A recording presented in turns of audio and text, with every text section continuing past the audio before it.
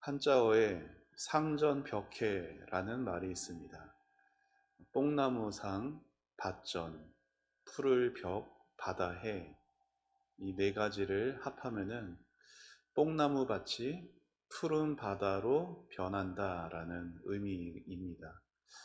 여러분 어떻게 뽕나무 밭이 푸른 바다가 될 수 있겠어요? 그렇죠? 그만큼 인생사 여러 가지 변함들이 많다라는 것을 심하다라는 걸 비유적으로 말하는 것이죠. 그런 의미에서 한 사람이 그의 인생 가운데 예수님을 만나고 삶이 변화되는 것을 이 상전벽해와 같다 말할 수 있을 겁니다. 이 자리에서 하나님을 예배하는 저와 여러분 모두 한때 예수님과 상관없는 삶을 살아왔습니다.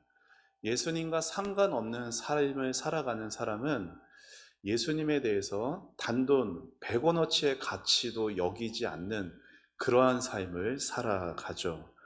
그러한 한 사람이, 그러한 저와 여러분이 예수를 믿게 되고 그분을 저와 여러분의 왕으로 모시게 된 겁니다. 우리가 예수를 믿는다, 예수님이 우리의 왕이시다라는 이 말은 우리가 이제 예수를 위해 살아간다, 예수님이 내 인생의 삶의 기준이 되신다, 내가 예수님을 의지해서 예수님과 동행하며 살고 예수님을 자랑하고 싶고 예수님을 사랑하고 싶고 예수님을 내 삶에 보여드리고 싶다라는 이 모든 의미가 예수를 믿는다, 예수를 왕으로 내 삶에 모셔드린다라는 것이 다 담겨 있는 고백인 것입니다. 이렇듯 예수 믿는 삶은 상전벽해와 같은 그러한 삶이라 말할 수가 있습니다.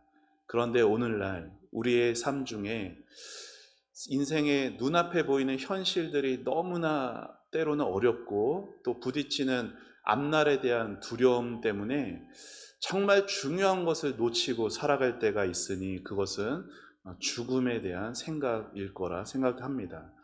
저는 어렸을 때 초등학교 한 4학년, 5학년 그 정도 되었을 때 한때 혼자 집에 방에서 죽음에 대해서 깊이 고민했던 적이 있습니다. 어느 누구한테도 말하지 않고 저 혼자서 죽으면 어떻게 될까? 죽으면 이 죽는다라는 생각도 못하고 말도 못하고 아무것도 보는 것도 없고 깜깜한 곳에서 마치 관 속에 땅 속에 파묻혀 있는 채로 영원토록 그 상태로 되어지는 것은 아닌가. 신앙이 아직 뭘 모르던 시절에 저에게는 그 죽음이 너무나 크게 다가왔고 그렇게 죽음을 생각하면서 혼자 슬픔과 눈물까지 났던 그런 기억이 있습니다. 세상 사람들은 대부분 죽음에 대해 말하기를 싫어하죠. 죽음이 뭐가 좋은 것이라고, 죽음이 뭐가 기쁜 것이라고 죽음에 대해 말하기를 좋아하겠습니까? 그런데 예수 믿는 성도들 가운데에서도 죽음 이후를 생각하지 않고 이 땅이 다인 것처럼 살아가는 성도들이 많이 있습니다. 그런데 성경은 분명히 말합니다. 한 번 죽는 것은 사람에게 정해진 것이요, 그 후에는 심판이 있다라고 분명히 말합니다. 여러분, 왜 죽음이 우리에게 두려울 수 있냐면은 죽음 이후에 어떤 일이 벌어질지 모를 때, 그때 인간에게 죽음은 두려움으로 다가오게 되죠. 근데 성경은 죽음 이후에 죽음은 반드시 있고 죽음 이후에 심판이 있다라고 말합니다. 그 죽음이라고 하는 건 개인에게 있어서의 끝은 그 죽음일 겁니다. 그런데 개인의 종말만 이 세상에 있지 않고 온 우주적인 종말이 있으니 그것은 우리 예수님 이 땅에 다시 오시는 재림입니다. 내가 피한다고 싶어 피한다고 해서 피할 수 없는 그날, 내가 그날 부정한다고 해서 없어지지 않는 반드시 오는 그날, 그 마지막 때 과연 우리는 어떻게 될 것인가? 그리고 특별히 믿는 사람은 그 마지막 때를 어떻게 이 땅에서 준비하며 살아가야 할 것인가가 오늘 우리가 배우게 되는 주제입니다. 그리고 이 주제에 대해 오늘 우리가 읽은 본문에서 사도 바울이 이렇게 말을 한 것입니다. 우리 한 번 더 우리 본문을 같이 한 번 더 읽겠습니다. 시작.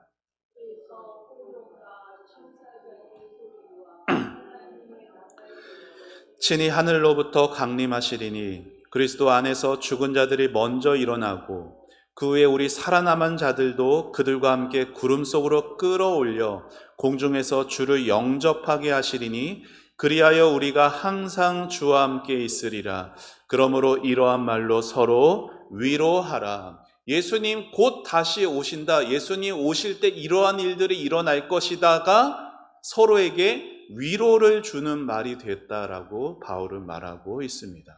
위로라고 하는 것이 영어로 컴포트라고 하는데 앞에 있는 이 컴은 무엇을 가지고 뒤에 있는 이 포트는 힘을 의미하는 거예요. 그러니까 컴포트, 위로라는 게 뭐예요? 어떤 힘을 가지고 있어야 위로가 되어진다라는 겁니다. 그럼 무슨 힘일까요? 돈의 힘일까요? 건강의 힘일까요? 성경이 말하는 위로가 주어진다라고 할 때 특별히 데살로니가 전서 오늘 본문에서 말하는 바울이 말하는 위로, 즉 힘이라고 하는 것은 예수님이 다시 오시는 그 종말에 대한 믿음의 힘을 말하는 거예요. 그래서 사도신경에서 우리가 계속 수요일에 사도신경을 보고 있는데 자, 예수님이 십자가에서 죽으셨습니다. 3일 만에 부활하셨어요. 그 다음에 뭐라고 고백합니까?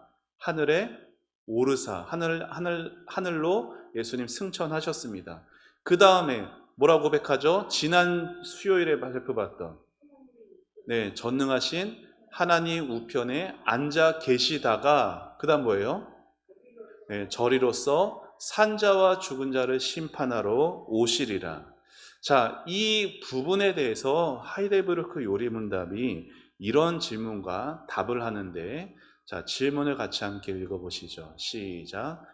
그리스도께서 살아있는 자들과 죽은 자들을 심판하러 오실 것은 당신에게 어떠한 위로를 줍니까? 자, 답이 조금 긴데 답을 같이 읽어봅시다. 시작.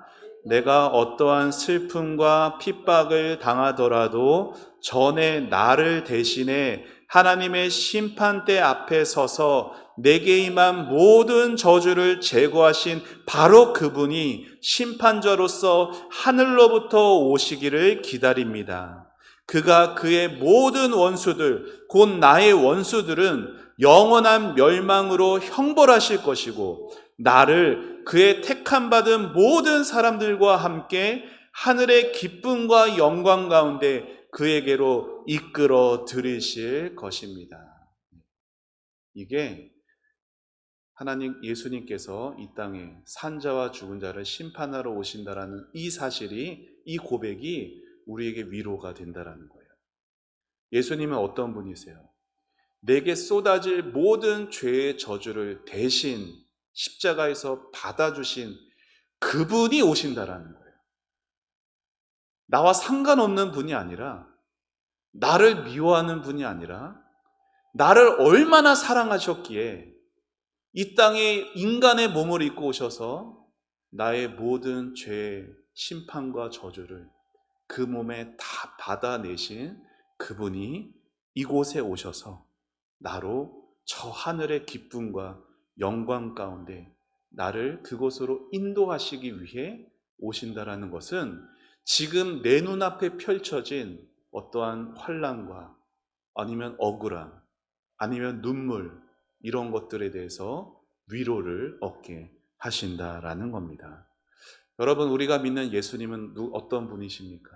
예수님은 이 세상, 우리가 숨쉬고 살아가는 이 세상을 만드신 창조주 하나님이시잖아요.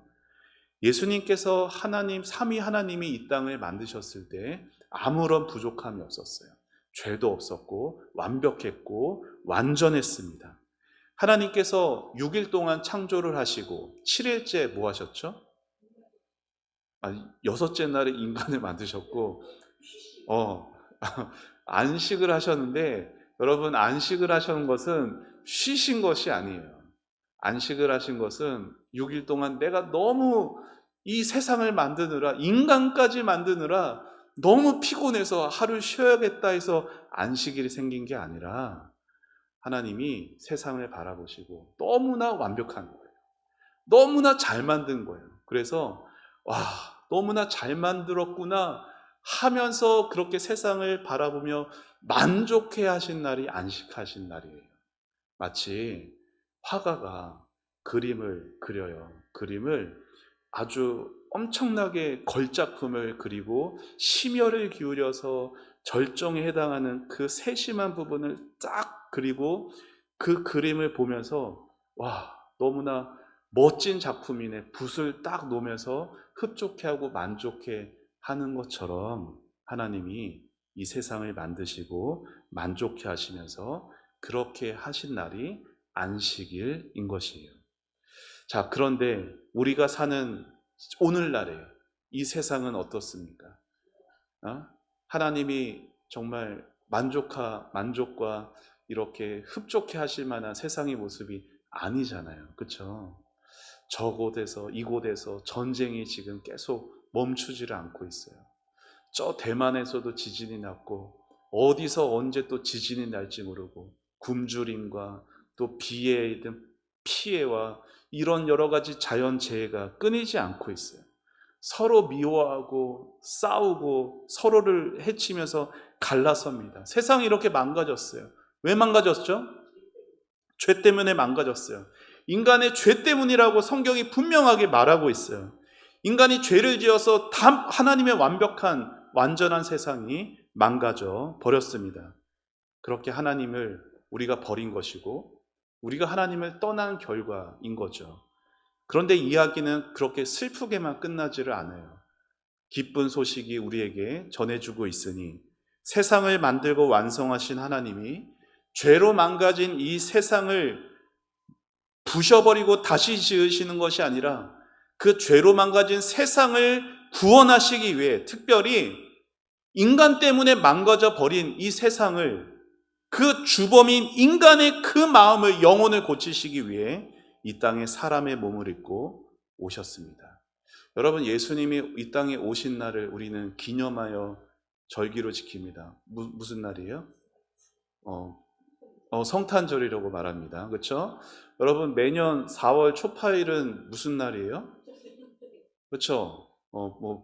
이제 집사님이 부처 탄생이라고 말했고 또 석가 탄신, 그 앞에 뭐가 붙어요? 이름이 붙어요. 그렇죠? 근데 성탄절은 예수 탄생일이라고 안 부릅니다. 성탄절 이렇게 불러요. 앞에 성자가 붙어요. 왜 그럴까요? 그날 태어나신 분이 하나님이시기 때문이에요. 예수님이 이 땅에 오셔서 사람이 되신 이유, 저와 여러분이 치러야 할 그 모든 죄를 인간의 몸으로 받아내시기 위해 인간의 모습으로 이 땅에 오셨죠. 죽기 위해서 사람의 몸을 입으셨고, 빌라도가 예수님을 향해서 뭐라고 말해요? 손을 씻으면서, 3번을 씻으면서 이 사람에 대해서 나는 깨끗하다. 난 도저히 이 사람에게서 죄 못 찾겠다. 그만큼 공적으로 무죄 선고를 받으신 그 예수님이 로마 사람은 받지도 않는 가장 극악한 십자가형을 받고 죽으셨습니까? 왜 그래? 왜요? 그것이 우리의 죄값을 치르기 위한 유일한 방식이었기 때문이죠. 예수님이 3일 만에 다시 살아나셨고 하늘에 오르셨고 약속하신 대로 마가다락방에 모인 하나님의 백성들에게 성령으로 임하셔서 이제는 몸으로가 아니라 시공간의 제약을 받지 않으시고 오늘날 저와 여러분의 구세주가 되실 수 있으십니다. 그리고 지금 이곳에서 예배하는 우리들의 마음을 두드리고 계시고 우리의 마음이 열리도록 믿음을 주셔서 주님을 우리의 왕으로 모셔드리게 하시는 것이에요. 하늘 위에서. 그래서 우리는 이제 하나님을 우리의 아바 아버지라 부르고 예수님을 나의 주님이시다 부르고 고백합니다. 이렇게 예수님에 대한 성경의 모든 약속들이, 계획들이 이루어졌는데 단 하나만 남아있어요. 그게 뭐라고요? 예수님이 다시 오신다. 이것만 빼고 다 이루어졌죠. 여러분, 주님이 다시 오신다라는 것은 성경에 무려 1518번 1518번이나 되는 많이 성경에 나와 있습니다. 예수님께서도 300번에 걸쳐서 자신의 다시 오심에 대해 말씀을 하셨고, 신약 성경에서 이것을 그 단어 이걸로 보면은 약 13마디마다 한마디씩 하신 빈도로 그만큼 자주 예수님 다시 오시는 것에 대해서 말씀을 하셨습니다. 여러분, 주님은, 성경은 왜 이 말씀을 그렇게 자주 말씀하시는 걸까요? 그것은 믿는 성도들이 오늘이라는, 지금이라는 시간을 낭비하지 말기를 바라시는 주님의 마음 때문이에요. 예수님이 다시 오시는 가장 중요한 의미는 하나님이 이 세상을 처음 만드셨을 때처럼 완성된 상태로 예수님께서 그렇게 완성시키기 위해 다시 오시는 거거든요. 하나님의 나라는 예수님이 이 땅에 오심으로 말미암아 이미 시작이 되었어요. 그런데 예수님이 다시 오시는 날에 완성이 돼요. 그래서 우리는 뭐와 뭐 사이에 살고 있어요? 이미 시작된 하나님의 나라와 아직 완성되지 않은 하나님의 나라, 그 사이에 살고 있는 거예요. 그런데 하나님의 나라는 뭐 될 거예요? 완성될 거예요. 우리가 믿음이 부족하고 이 땅에서 사명 감당 제대로 못해도 하나님의 나라는 완성될 겁니다. 지금 내 눈앞에 펼쳐진, 내 삶에 주어진 이 무거운 짐들, 경제적인 짐들, 건강의 짐들, 가족의 짐들, 이것들 때문에 내 눈앞에 보이는 현실이 다처럼 보일지라도 우리는 그 가운데서 여전히 완성될 하나님의 나라를 위해서 한 걸음 한 걸음 나아가고 있어요. 그래서 뭘 바라봐야 되는 거예요? 완성될 하나님의 나라, 그 나라를 완성시킬 예수님을 바라보며 나아가는 삶이 성도의 삶인 것입니다. 예수님이 오시는 그날, 그분의 나라는 완성됩니다.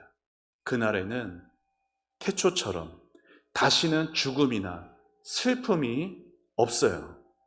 그때 더 이상 어느 누구도 서로 싸우거나 갈라서지, 외로워하지 않습니다.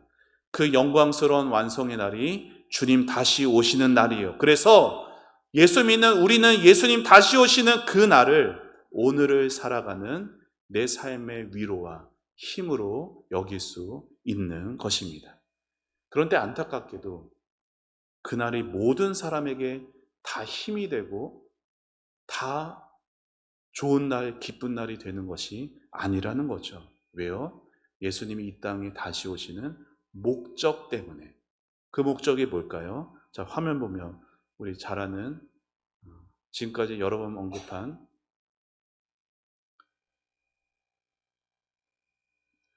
이거는 준비가 안 됐나 보네요. 자, 사도신경에서 오늘 어떤 부분을 우리가 배우고 있다고요?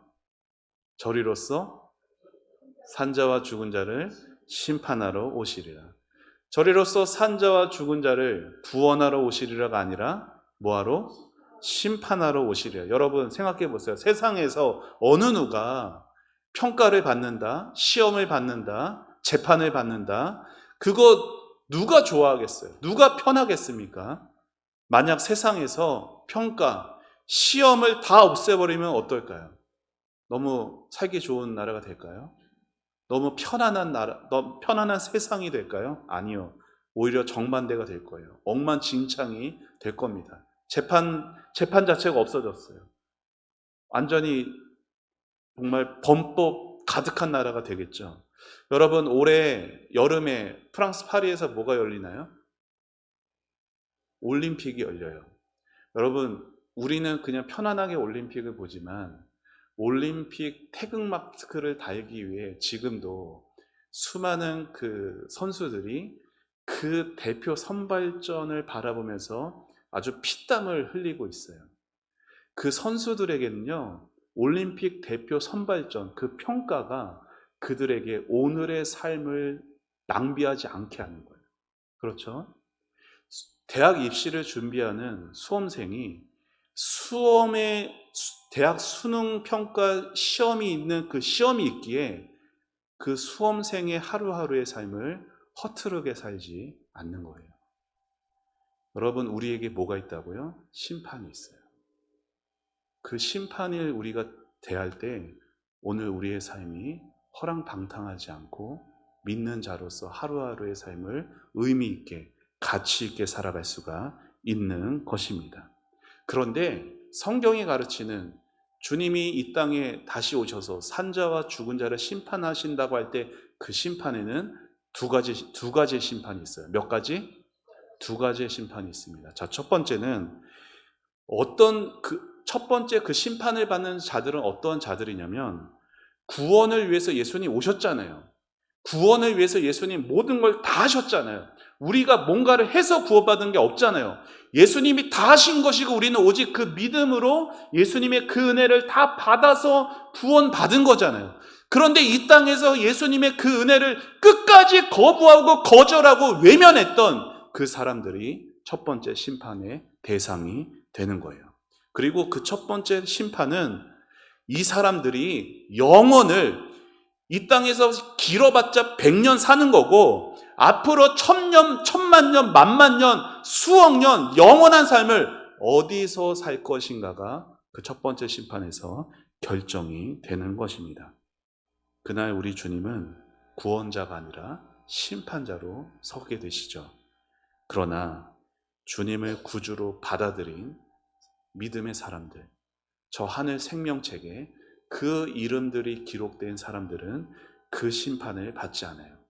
아까 제가 예수님이 다시 오신다라는 거 성경에 몇 번 나온다고 했어요? 네, 1518번 나온다고 말씀을 드렸죠. 그렇게 사람들이 왜 이렇게 성경이 많이 말하는데 왜 주님 아직도 안 오시냐 하는 사람들이 있어요. 성경에도 그런 사람들이 있었다라고 말을 해요. 그런데 여러분, 예수님이 지난 2000년 동안이나 오시지 않고 지금도 하나님 우편에서 앉아 계시면서 이 땅을 다스리고 통치하고 계시는 이유는, 지금도 심판을 유보하고 계시는, 참고 계시는 이유가 뭘까요? 네, 한 영혼이라도 여러분의 자녀를 구원시키기 위해서, 여러분의 형제, 여러분의 아직 주님께로 돌아오지 않은 그 한 영혼을 위해서 예수님은 지금도 기다리고 계신 거예요. 우리가 이 사실을 잊어서는 안 되는 겁니다. 예수님 왜 안 오시냐고. 물론 예수님 빨리 만나보고 싶으면 예수님 빨리 오시기를 바라죠. 하지만 예수님 왜 아직 안 오시냐? 사랑하는 우리 가족들, 아직 구원받지 못한 가족이 있기에, 그리고 여러분 교회 문 바깥에만 나가도 3명, 4명 중에 3명은 예수님 안 믿는 사람들, 그 수많은 영혼들 하나님이 아끼고 계시기 때문에 기다리고 계시는 것이죠. 자, 첫 번째 심판이 대상이 누구라고요? 네, 예수님의 은혜를, 구원의 은혜를 끝까지 거부한 사람들. 그래서 심판은, 첫 번째 심판은 뭐예요?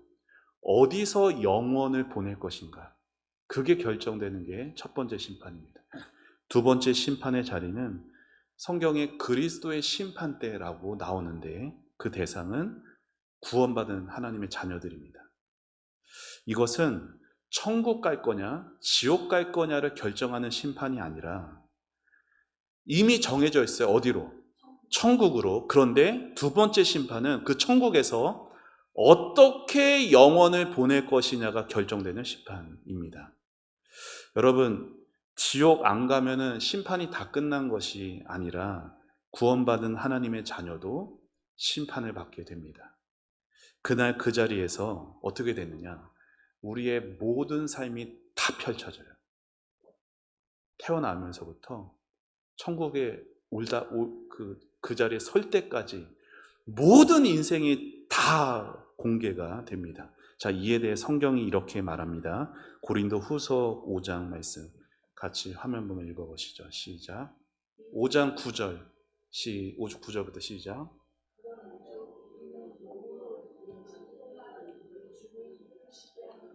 되기를 힘쓰노라. 이는 우리가 다 반드시 그리스도의 심판대 앞에 나타나게 되어 각각 선악간에 그 몸으로 행한 것을 따라 받으려 함이라. 아멘. 여러분, 요즘 차에 다 앞에 뭐가 달려 있어요? 유리창. 뭐가 달려 있죠? 네 글자. 블랙박스가 달려 있죠. 블랙박스 왜 꼭 필요한가요? 필요합니다. 차 바깥에서, 앞 뒤에서 일어나는 일을 화면에 담기 위해서 꼭 필요해요. 그런데 그 블랙박스가 차 바깥에 일어나는 일만 담는 것이 아니라 모두 다 들어간지 아세요? 차 안에서 말하는 대화 소리도 다 들어가요. 그렇죠? 그래 그것까지 다 거기서 뭐 누구 막 욕을 한 건 다 거기 들어가게 되더라고요. 이처럼 성경은 우리가 남모르는 데서 했던 모든 일이 다 공개적으로 다 드러나는 날이 온다고 말을 합니다. 자, 다른 성경도 한 구절만 더 읽어봅시다. 고린도전서 4장 5절. 자, 함께 있습니다. 시작. 그러므로 때가 이르기 전 곧 주께서 오시기까지 아무것도 판단하지 말라. 그가 어둠에 감추인 것들을 드러내고 마음의 뜻을 나타내시리니 그때 각 사람에게 하나님으로부터 칭찬이 있으리라. 아멘. 여러분, 하나님이 여러분의 모든 걸 다 펼치신대요. 공개적으로 펼치신대요. 자, 어떠세요? 막, 와, 펼치신대. 어떻게? 너무 즐겁겠다. 너무 기쁘겠다. 그러십니까? 아니면, 어떡하지? 나 그때 그 말했는데, 그때 그 교회 누구 막 뒷담화 했는데 그러면서 막 조마조마 하실까요? 두려우실까요? 여러분, 과거의 허물과 또 그런 죄악이 드러나실까 염려하실 필요가 일단 없습니다. 왜 그럴까요? 그날은 우리가 지은 죄악이 드러나는 날이 아니에요. 왜요? 우리의 모든 죄악은 이미 누구 안에서? 예수 안에서 십자가로 깨끗해졌기 때문에 우리가 그리스도의 심판대 앞에서 우리의 모든 지난 날이 공개된다는 건 우리의 허물과 우리의 잘못된 혀와 이러한 행실이 죄악이 드러나는 것이 아니면 그럼 뭐가 드러날까요?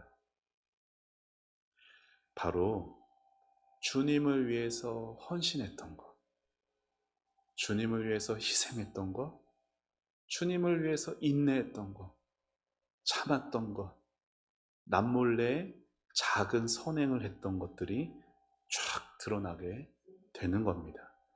그래서 우리는 그날 그것에 대한 상을 받게 된다라는 거예요. 그러니까 사실 그 심판의 자리, 그리스도의 심판대라고 하는 그 자리는 벌을 받는 자리가 아니라 상을 받기 위한 자리라는 거죠. 제가 어렸을 때는 상이 별로 없었어요. 기껏해야 개근상, 우등상, 요 정도밖에 상이 없었어요. 그래서 상 받는 애들은 되게 특별한 애들이었거든요. 그런데 요즘엔요, 네, 표현이 그렇지만 뭐나 다 주는 상이 되어 버리더라고요. 제가 컴퓨터로 어린이들 받는 상 이렇게 좀 쳐봤더니 이러한 상장의 제목들이 있어요. 깔끔 청소 대장상, 뭐 튼튼 건강상. 어린이집에 무슨 상까지 있냐면 골고루 얌얌상. 네. 그러니까 어떤 애라도 뭐라도 해서 다 상을 주는 거죠. 생각해 보세요. 선생님이 상을 줄 온갖 구실을 생각했는데 도저히 얘는 어떠한 상도 줄 게 없다. 그래서 모든 애들이 다 상 받는데 혼자만 상 못 받는 애가 있다면 어떨까요? 참 슬픈 일이겠죠. 이렇게 모든 사람에게 천국은 다 똑같은 곳이 될 수 있지만 모두 다 똑같은 영광을 누리는 곳은 아니다라는 것을 성경은 말하고 있습니다. 자, 이것에 대해서도 고린도전서에서 사도 바울이 말하는데, 이거는 제가 다른 번역본으로 좀 준비해 봤습니다. 화면을 읽어 보시죠. 시작. 금이나 은이나 세우는 사람도 있고 나무나 풀이나 짚으로 세우는 사람도 있을 것입니다. 자, 12절. 자, 이 기초 위에, 기초는 예수 그리스도예요. 그러니까 예수님을 믿는 그 기초 위에 다른 것들이 이제 세워가는 삶을 살아간다는 거예요. 자, 13절부터 다시 읽습니다. 시작. 그러나 심판 날에는 각자의 일한 결과가 불로 시험을 받아 밝혀질 것입니다. 만일 세운 것이 불에 타지 않고 남아 있으면 상을 받을 것이나 그것이 다 타버리면 상을 잃고 말 것입니다. 그런 사람은 구원을 얻어도 마치 불 속에서 간신히 헤쳐나온 것과 같을 것입니다. 구원이 다 똑같은 구원이 아니다라는 걸 말하는 거예요. 어떤 사람은 정말 순교의, 여러분, 천국의 상급 중에 최고는 순교인데 순교에 이르러서 정말 가장 큰 영광을 얻는 천국에서의 영원이 있고, 어떤 사람은 소위 속된 표현으로 문 닫고 들어간다라는 표현이 있죠. 다 이 땅에서의 삶을 정말 아무 형편이 없는 거예요. 그래서 여기 있는 것처럼 마치 불 속에서 간신히 헤쳐나온 것 같은 그런 구원에 이르는 사람도 있다라는 겁니다. 어떤 구원 받고 싶으세요? 상급이 있는 구원 받고 싶으세요? 아니면 겨우겨우 천국, 겨우겨우 지옥 안 가서 들어가는 그러한 천국을 가고 싶으십니까? 우리가 그 마지막 날에 예수님 앞에 서게 됐을 때 주님은 우리에게 뭘 물어보실까요? 이 땅에서 얼마나 돈 많이 가졌느냐? 이 땅에서 얼마나 좋은 집에 살았느냐? 구원받은 우리에게 주님이 가장 먼저 물어보실 질문은 아마 이런 질문일 겁니다. 우리 같이 한번 보며 예수님이 나에게 하시는 음성으로 한번 자신에게 질문해 보면 읽겠습니다. 시작. 내가 준 생명과 믿음의 기회를, 내가 허락한 교회 공동체, 건강, 물질, 재능을 너는 어떻게 사용했느냐? 우리는 이 질문에 다 답을 해야 할 겁니다. 부끄러워서 한마디도 못하고 고개만 푹 숙인 채 그렇게 천국에 가는 것이 아니라, 그렇다고 제가 이거 했다라고 자신을 교만하게 자랑하는 것이 아니라, 하나님이 저에게 허락하신 우리 초원 공동체에서 주님을 위해서 제가 이러한 일들을 부족하나마 감당해 왔습니다. 주님, 제 힘으로 한 것이 아니라 주님이 주시는 그 은혜로 이것들을 감당해 왔습니다. 그렇게 주님에게 고백하고 칭찬받는 여러분 되시기를 축원합니다. 주님이 우리를 심으신 곳이 있어요. 우리 교회에 심으셨고, 우리 가정에 심으셨고, 우리 일터에 심으셨고, 우리 사는 이 지역에 심으셨습니다. 그곳에서 우리는 제사장과 같은 삶을 살아야 돼요. 제사장과 같은 삶을 산다는 것은 예수님과 연결시켜주는 다리와 같은 삶을 사는 거예요. 그 사람은 나 없으면은 예수님을 만날 길이 없는 그러한 심정으로, 내가 구원하는 것이 아니라 저 아들은, 내 딸은, 내 가족은 나 아니면은 구원받지 못한다라는 그 절박함으로, 그 간절함으로 주님께 맡겨준 이 사명을 감당해 가는 것이, 주님께서 마지막 날 나에게 질문하신 그 질문에 답을 준비해 가는 삶일 것입니다. 사랑하는 여러분, 오늘 우리는 예수님의 재림에 대한 이 사도신경의 고백, 저리로서 산자와 죽은 자를 심판하러 오시리라에 대해 살펴보았습니다. 예수님이 다시 오시는 그날 모든 역사는 끝이 나는 것이에요. 그러면 왜 지금까지 그날이 오지 않고 있는가? 두 가지 기회를 주시기 위해서죠. 하나는 아직도 예수님을 모르는 우리 가족에게, 우리 이웃에게 예수님을 믿을 수 있는 기회를 주시기 위해서, 다른 하나는 믿는 우리가 주님이 심어두신 그 자리에서 주님을 위해 내게 주신 것을 가지고 사명을 감당하는 기회를 하나님이 주시는 것이에요. 그러니까 예수님 믿으면 끝이 아니라 예수님 믿었으면 이제 나는 계속해서 사명 감당할 기회가 있다라는 삶을 살아가야 하는 것입니다.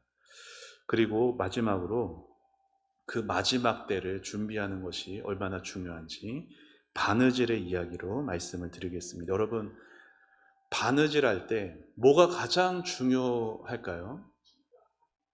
그러니까 실과 바늘이 필요한데, 실과 바늘로 바느질을 할 때 뭐가 제일 중요할까요? 일단 바늘에 실을 꿰어요. 묶었어요.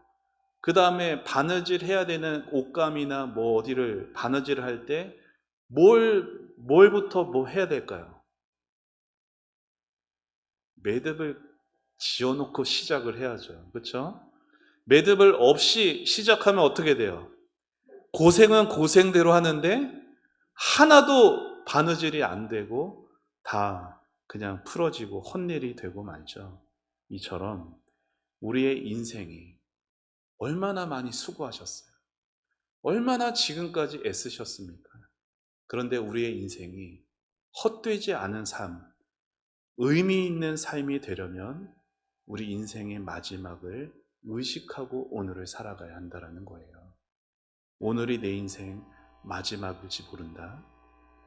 예수님이 오늘 밤에 다시 오실지 모른다라는 그러한 의식을 항상 가지고 살아가야 하는 것입니다. 그럴 때에 우리의 삶은 축 늘어지는 삶이 될 수가 없어요. 그럴 때 우리의 삶은 내 욕심을 위해 허랑방탕하게 낭비되는 삶이 될 수가 없습니다. 마치 저기 있는 기타의 팽팽한 기타 줄처럼 하나님을 기쁘시게 하고 세상이 하나님을 보여주는 아름다운 소리를 낼 수 있게 될 것입니다. 바라기는 여러분의 눈앞에 펼쳐진, 눈앞에 보이는 현실 가지고 좌절과 낙심에 빠지지 않으시기를 축원합니다. 주님 곧 오신다라는 이 진리가 오늘을 사는 여러분에게 힘과 위로가 되시기를 축원합니다. 세상의 물질보다 영혼이 더 소중하구나. 세상의 건강보다 영혼의 구원받음이 더 중요하구나. 사명을 감당할 기회가 얼마나 소중하구나. 이것을 깨닫고 주님 맞이할 준비를 우리 같이 해가면서 복된 인생에 살아가실 수 있는 저와 여러분이 되시길 주님의 이름으로 축원합니다.